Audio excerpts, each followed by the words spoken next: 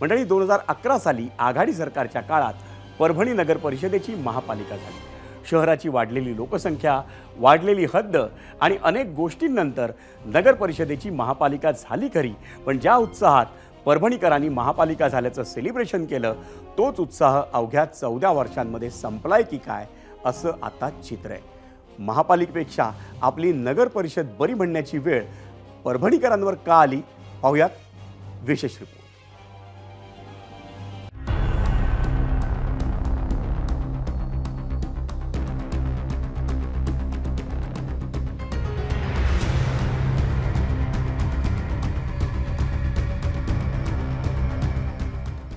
जगात जर्मनी आणि भारतात परभणी असं परभणीकर मोठ्या उत्साहात सांगतात।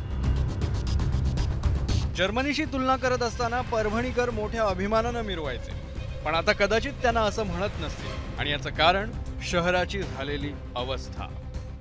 खड्ड्यांशिवाय रस्ता हे बहुतेक परभणीकर विसरूनच गेले असतील। इतकंच काय, शहरात येण्यासाठी असलेले प्रमुख 4ही महामार्ग तेही अशा बकाल स्थितीत आहेत। उड्डाणपुलांवरही खड्ड्यांचं साम्राज्य। बरं, फक्त खड्डेच नाहीत तर धुळीचंही साम्राज्य। खरं तर महाविकास आघाडी सरकार असताना सार्वजनिक बांधकाम विभागानं शहरातल्या 6 प्रमुख रस्त्यांचं काम सुरू केलं होतं। रस्त्यांच्या कामाचं भूमिपूजनही झालं। सरकार बदललं आणि कामं स्थगित झाली। पुढे 6 पैकी 3 रस्त्यांसाठी निधीही मिळाला, पण काही केल्या कामाचा वेग मात्र वाढलाच नाही। आपल्या परभणीमध्ये धुळीची प्रचंड समस्या निर्माण झालेली आहे। तुम्ही जर महाराजाच्या पुतळ्यापासून जिंतूर रोडला किंवा वसमत रोडला किंवा कलेक्टर ऑफिस या जवळपासच्याही परिसरात कुठे गेलात तर सगळी धूळच धूळ। रस्त्याने धूळ, कपड्यावर धूळ, डोक्यात धूळ, गाडीवर धूळ, म्हणजे नक्की करायचं काय? खड्डे झाले तर समजे आणि धूळ तर मरणाची उडायली याच्यामध्ये। ये रोड चांगला व्हावा। 25-30 साल से जो है तो रोड की समस्या ये हाल है कि रोड में खड्डे के खड्डे में रोड है, आज तक हमको ये समझ में नहीं आया। सध्या परिस्थिती आमच्या रोडची खूप क्रिटिकल आहे।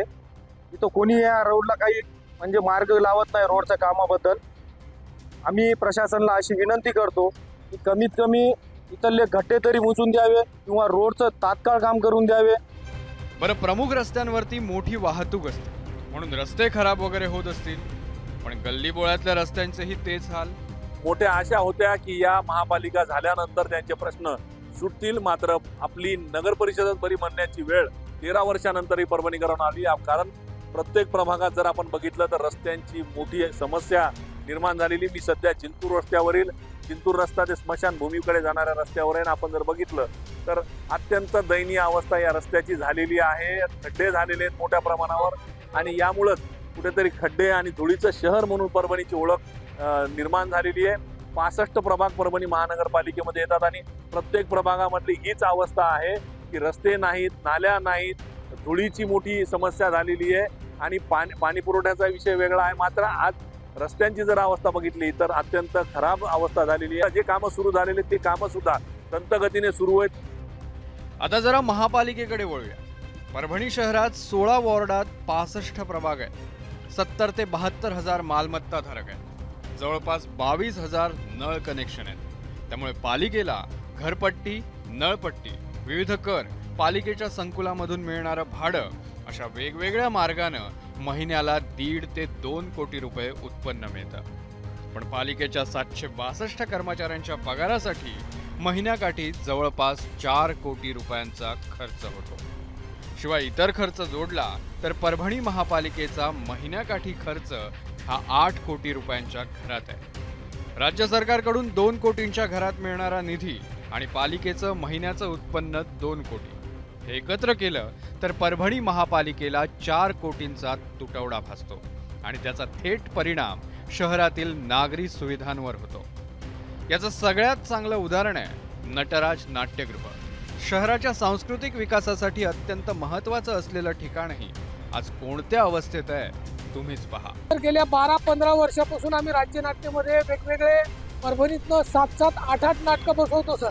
परभणीमध्ये कुठल्याच प्रकारची काय म्हणतात त्याला म्हणजे तालमीसाठी व्यवस्था नाही आहे, पण आम्ही कार्यालयात म्हणा कोणाच्या हॉलमध्ये म्हणा आमची तालीम करतो आणि नाटक सादर करण्याचा प्रयत्न करतो। गेल्या 10-12 वर्षापासून आमच्या परभणीमध्ये नाट्यगृह म्हणजे बंदच आहेत। म्हणजे इथला कलाकार उपेक्षित होत चाललेला आहे. त्यांची कला ते सादर करू शकत नाही. माझी शासनाला फक्त हीच विनंती असेल की त्यांनी लवकरात लवकर एक नवीन नाट्यगृह किंवा जे जुनं बंद पडलंय नटराज रंगमंच त्याला तरी सुरू करावं. याच आर्थिक गणिताला घेऊन आम्ही महापालिका गाठली. पालिका आयुक्त धैर्यशील जाधव यांच्याशी चर्चा करण्याचा प्रयत्न केला, पण त्यांनी वेळ दिलीच नाही. त्यामुळे आम्ही थेट पालकमंत्री मेघना बोर्डीकर यांना गाठलं. राज्य आपलं भारतातलं पहिलं राज्य असणार आहे जे 25,000 मेगावॅट हे सोलार ग्रीन एनर्जीवरून आपण तयार करणार आहोत. हे आपल्याला येणाऱ्या दिवसांमध्ये दिसणार आहे. त्यामुळे सगळे जे काही आपल्या कमतरता आहेत जिल्ह्यामध्ये त्या आता मी मंत्री झाले 1 महिना झाला की सगळेच जादू नाही की तुम्हाला 1 महिन्यात काही चेंज दिसेल, पण बऱ्यापैकी सगळ्यांच्या अपेक्षा पूर्ण करण्याचा मी प्रयत्न करेन. लवकरच शहराच्या विकासाचे प्रश्न मार्गी लावण्याचे प्रयत्न करू असा विश्वास पालकमंत्र्यांनी दिला.